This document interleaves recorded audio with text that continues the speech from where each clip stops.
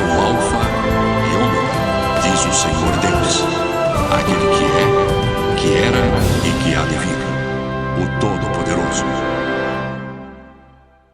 Nós vamos iniciar a primeira parte da nossa congregação, continuando no livro do profeta Miqueias, e nós vamos ler agora o capítulo de número 3.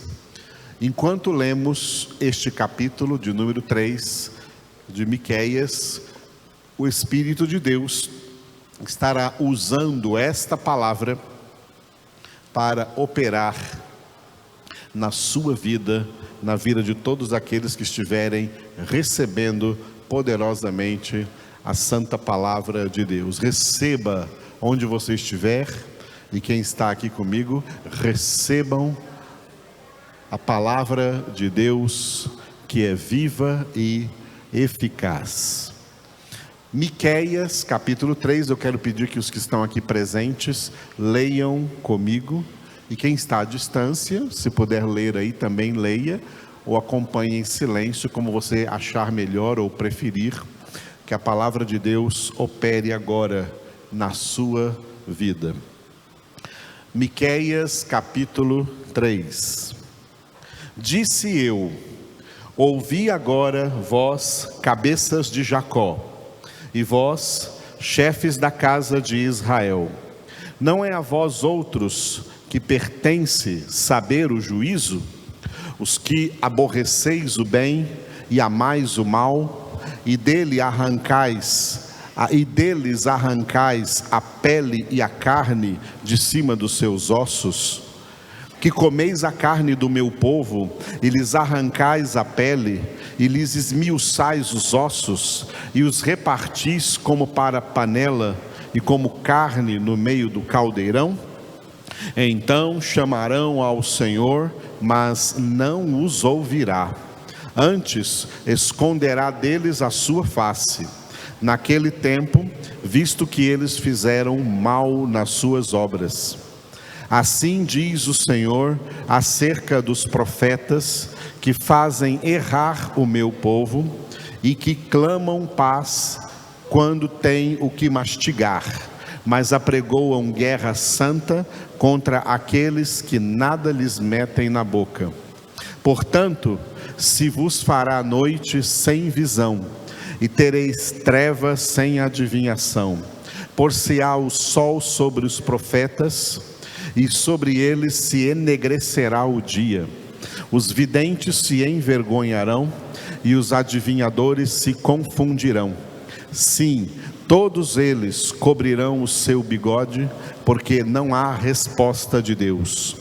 Eu, porém, estou cheio do poder do Espírito do Senhor, cheio de juízo e de força, para declarar a Jacó a sua transgressão e a Israel o seu pecado.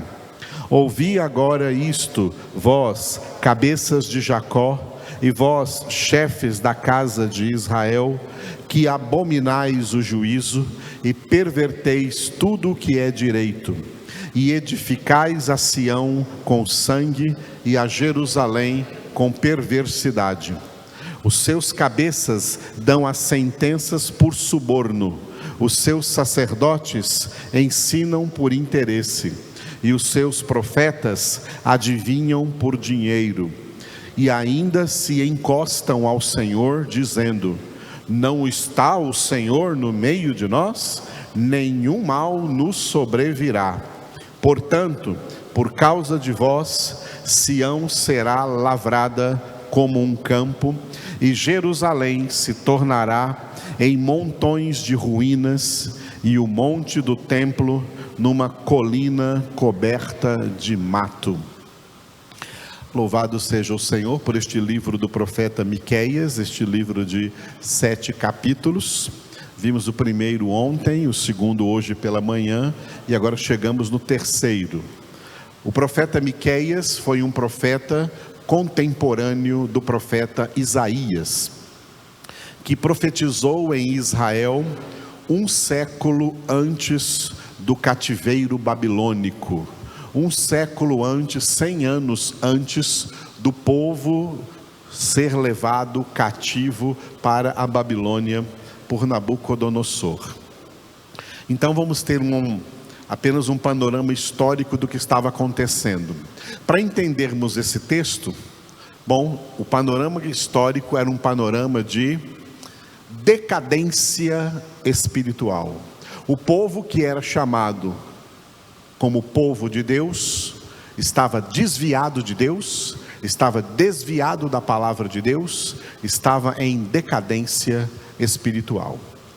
Miqueias é contraposto aqui neste capítulo 3 que nós lemos a 3 tipos de pessoas que eram influentes na nação de Israel naquela época. Ele começa falando dos cabeças, tá? Pode ver no versículo de número 1, cabeças de Jacó, chefes da casa de Israel. Ele fala desses cabeças do versículo 1 até o versículo 4. Esses cabeças são ou eram os políticos daquela nação de Israel. Já vamos explicar isso melhor. Do versículo 5 até o versículo 7, ele fala dos profetas. Os políticos estavam em pecado, e os profetas também estavam em pecado, e por essa razão Deus não estava falando através deles, e tudo quanto eles estavam profetizando eram mentiras. E no versículo de número 8, no entanto, Miqueias fala de si mesmo. Miqueias, ele estava cheio do poder do Espírito do Senhor, cheio de juízo e de força, para declarar a Jacó a sua transgressão e a Israel o seu pecado. No versículo 9, ele fala de novo dos cabeças de Jacó, os chefes da casa de Israel, que eram os políticos, tá? Versículo 9 e versículo 10, e no versículo 11, ele inclui um terceiro tipo de gente. Além dos cabeças e dos profetas, ele inclui também os sacerdotes que ensinam por interesse. Os cabeças dão sentenças por suborno, os sacerdotes ensinam por interesse, e os profetas adivinham por dinheiro. E todos eles usam o nome de Deus para dizer que Deus está com eles. Não está o Senhor no meio de nós, nenhum mal nos sobrevirá. E todos eles eram falsos, afastados de Deus. 3 tipos de lideranças que a nação de Israel no Antigo Testamento possuía. Os cabeças ou chefes eram os políticos, porque Israel foi uma nação, quando eu digo foi no passado, no Antigo Testamento, não é que não é hoje, mas no Antigo Testamento Israel era o povo de Deus. O povo de Deus na antiga aliança era uma nação geopolítica na terra. E por isso essa nação tinha políticos e tinha a sua política. Agora, depois que Jesus veio, o novo povo de Deus, o povo da nova aliança, não é uma nação geopolítica aqui nessa terra. O povo de Deus agora é uma nação que se chama Reino de Deus. E o reino de Deus nessa terra não tem nenhum palmo de terra aqui. O reino de Deus não é uma nação geopolítica. E por isso, os cidadãos do reino de Deus, hoje, não se intrometem em nenhuma espécie de política deste mundo. E se meterem, é porque se desviaram de Cristo e se desviaram do Evangelho. Porque em relação ao reino de Deus, Jesus declarou diante de um político, Pôncio Pilatos, na época governador da Judeia pelo Império Romano. Jesus declarou a ele: o meu reino não é deste mundo. Então, Israel antigamente, na antiga aliança, tinha um sistema político, porque o povo de Deus era uma nação geopolítica na terra. O reino de Deus agora, depois da vinda do Senhor Jesus, já há 2021 anos para cá, o povo de Deus não é mais uma nação geopolítica na terra, e o povo de Deus não se intromete em política da terra. E quem está se metendo aí? Igrejas, pastores e crentes se metendo em política partidária, se metendo nesses embates sujos de política que está tendo aqui no Brasil. Estão desviados da verdade, estão desviados do Evangelho, e como pastor eu devo dizer a vocês, estão aí nas redes sociais querendo insuflar os evangélicos a fazerem caravanas do Brasil inteiro no 7 de setembro para ir lá defender o presidente da República lá em Brasília. Isso não é papel de crente, isso não é papel da igreja, isso não é papel de pastores e de evangélicos, e os que assim o fizerem estão negando o Evangelho. A igreja de Jesus Cristo, os verdadeiros filhos de Deus aqui nessa terra, hoje, não se intrometem em política, porque esses políticos que aí estão, eles são cabeças do Brasil, como os políticos do Antigo Testamento eram cabeças de Israel, eram chefes de Israel. Eles são chefes do Brasil, eles são políticos do Brasil, mas eles não são chefes do reino de Deus. Eles não são cabeças do reino de Deus. A cabeça do reino de Deus é Deus. E Jesus Cristo é o único Rei dos reis e Senhor dos senhores, a quem nós servimos.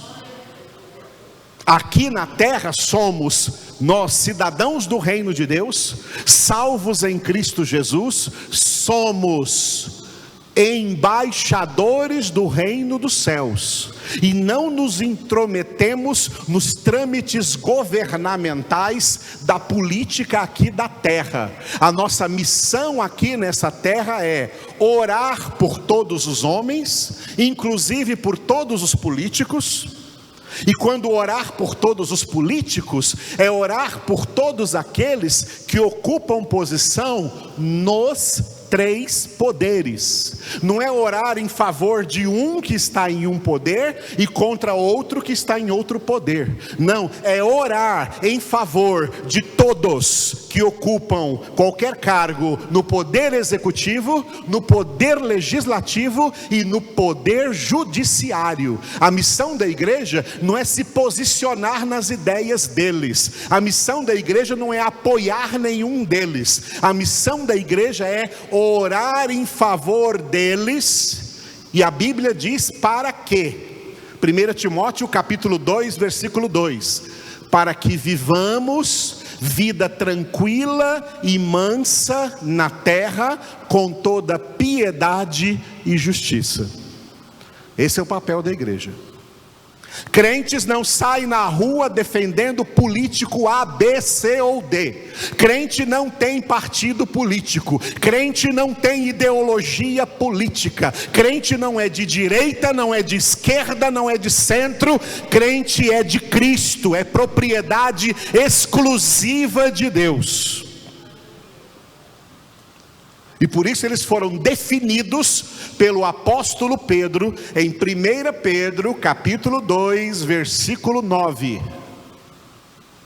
4 definições: raça eleita, sacerdócio real, nação santa e povo de exclusiva propriedade de Deus.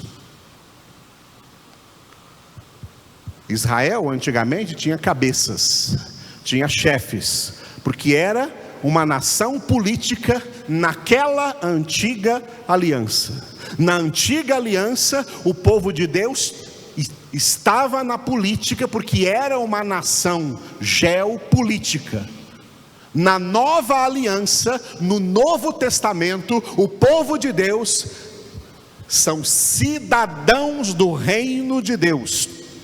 E o reino de Deus, como Jesus disse, não é ali, não é acolá. O reino de Deus é dentro de nós, dentro dos filhos de Deus. Deus não tem o propósito de estabelecer o reino dele aqui na terra.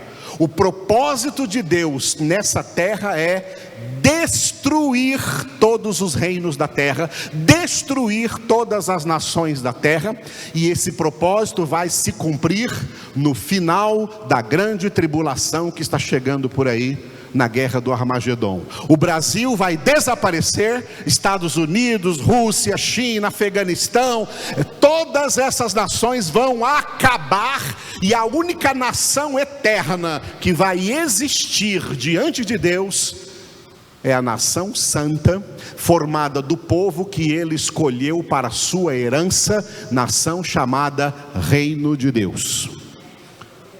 Pela obra da salvação, nós fomos arrancados do Brasil, fomos arrancados do meio das nações da terra para ser cidadãos do reino. E portanto, nós não temos mais aqui na terra militância política a favor do Brasil. Nós estamos aqui para orar pelos brasileiros, para pregar para os brasileiros, para anunciar o Evangelho e dizer para eles que não há salvação fora de Jesus. Mas não estamos aqui para fazer política, não estamos aqui para ser cabos eleitorais de ninguém, não estamos aqui para ser defensores de partido, de ideologia política. Nós não estamos aqui nem para defender a Constituição brasileira, nós estamos aqui para defender e anunciar a Constituição do Reino dos Céus, a palavra de Deus. Essa é a nossa Constituição. Então vocês estão por aí ouvindo rumores, 7 de setembro, os crentes têm que ir para lá, e tem pastores aí nas redes sociais dizendo, não podemos nos acovardar. Nós não temos essa luta, nós não temos essa milícia, nós não temos esse dever, nem essa missão, nem essa obrigação. Nós não somos mais daqui. A nossa pátria está nos céus. Filipenses capítulo 3, versículo 20. A nossa pátria não é mais o Brasil, a nossa pátria está no céu, de onde aguardamos a vinda do Senhor Jesus, que transformará o nosso mísero corpo num corpo glorioso semelhante ao dele. A nossa pátria está nos céus. A nossa bandeira não é verde, amarela, azul e branca, escrito ordem e progresso. A nossa bandeira é o Senhor. A Bíblia diz isso. Jeová Nissi, o Senhor é a nossa bandeira. Não pregamos política, pregamos Jesus. E Jesus não está nessa política dividida, nesse reino dividido. A política é um reino dividido, e um reino dividido não pode subsistir. O reino de Deus é um reino indiviso, não tem partidos políticos, não tem políticos. O reino de Deus tem um governante eterno que ninguém vai derrubá-lo do seu trono. Deus é o governante, e o seu Filho Jesus, coroado por Ele, Rei dos Reis e Senhor dos Senhores. Temos que orar pelo Brasil, temos que orar por esses brasileiros, temos que orar por todos os políticos, e em favor de todos, não contra nenhum, em favor de todos que ocupam cargos nos três poderes. Esses três poderes não vêm do homem, Esses três poderes não vêm da democracia. Esses três poderes procedem de Deus. Isaías capítulo 33, versículo 22. Anotaram aí, como a Rosa está anotando ali bonitinha? Anotaram aí em casa? Os três poderes vêm de Deus. Isaías 33, 22. Isaías capítulo 33, versículo 22. O Senhor é o nosso juiz, representante máximo do poder judiciário. O Senhor é o nosso legislador, representante máximo do poder legislativo. O Senhor é o nosso rei, representante máximo do poder executivo. Ele nos salvará. Nenhum poder emana do povo, pelo povo, para o povo, como reza a definição de democracia.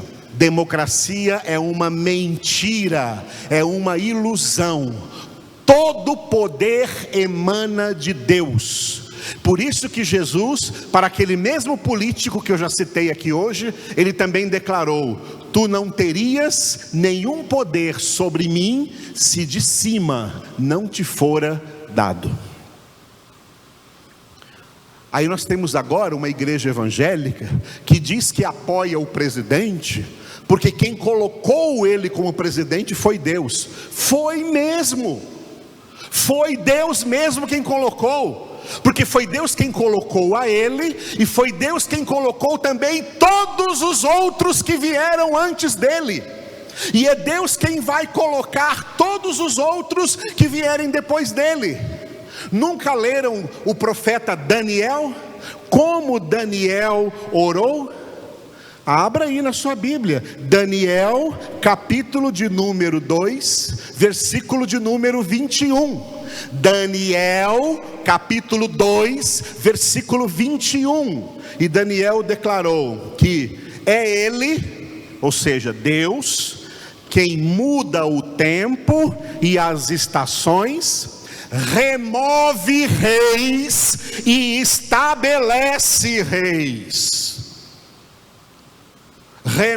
Deus é quem remove reis e Deus é quem estabelece reis. Todos os presidentes que o Brasil já teve, foi Deus quem os estabeleceu e foi Deus quem o removeu. Esse presidente que agora está aí, foi Deus quem o estabeleceu e Deus também vai removê-lo.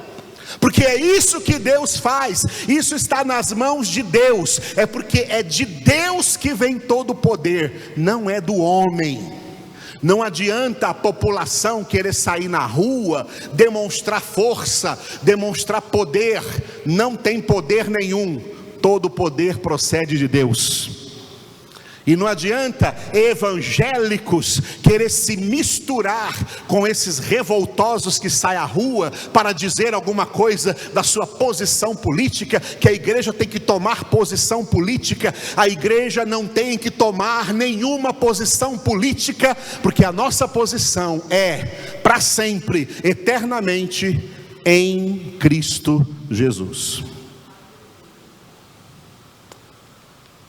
E como pastor, eu tenho a obrigação de esclarecer as pessoas a quem eu prego o Evangelho. Vocês nunca vão me ver, como pastor, nunca vão me ver pedindo voto para algum candidato político em eleição alguma. Eu não faço isso, porque isso não é evangélico. E os pastores e igrejas que estão fazendo isso estão desviados do Evangelho.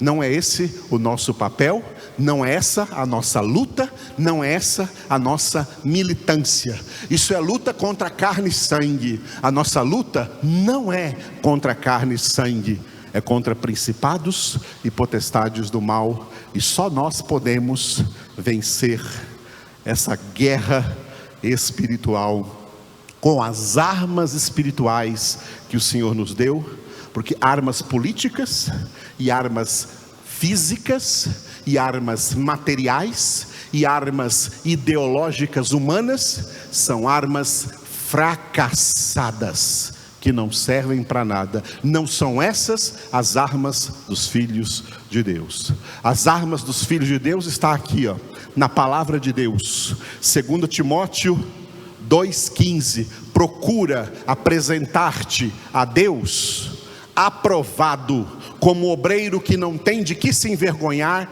que maneja bem a palavra da verdade. E eu tenho autoridade para dizer tudo isso para vocês, em nome de Cristo Jesus. E eu digo com a seguinte convicção, do que o Senhor já me disse: quem vos ouve, a mim ouve; quem vos rejeita, a mim rejeita. Eu não estou aqui colocando uma posição política, porque eu não tenho uma posição política. Eu não sou político, eu sou filho de Deus. E como o Filho de Deus, Jesus Cristo, o meu reino não é deste mundo, porque todos os reinos desse mundo são falidos e estão sendo encaminhados para a sua total destruição. E nós dizemos aleluia, dizemos maranata, dizemos vem Senhor Jesus. Aleluia. Escutaram bem isso que eu falei? Digam para todo mundo por aí o que eu falei. Transmitam isso aí, compartilhem nas redes sociais. Filhos de Deus não participam desse reino dividido da política da terra, porque nós pertencemos a um outro reino, o reino do nosso Pai. E Jesus disse para nós: foi do agrado do Pai dar-vos o reino. Aleluia. Dá a César o que é de César, paga os impostos. Isso é dar a César o que é de César. Mas não dê a César o que é de Deus. Dai a Deus o que é de Deus. Pastores e denominações evangélicas que estão colocando o povo na rua por motivos políticos, estão dando a César o que é de Deus, e vão pagar caro. Não é para dar a César o que é de Deus, é para dar a Deus o que é de Deus. A César, dê o que é de César.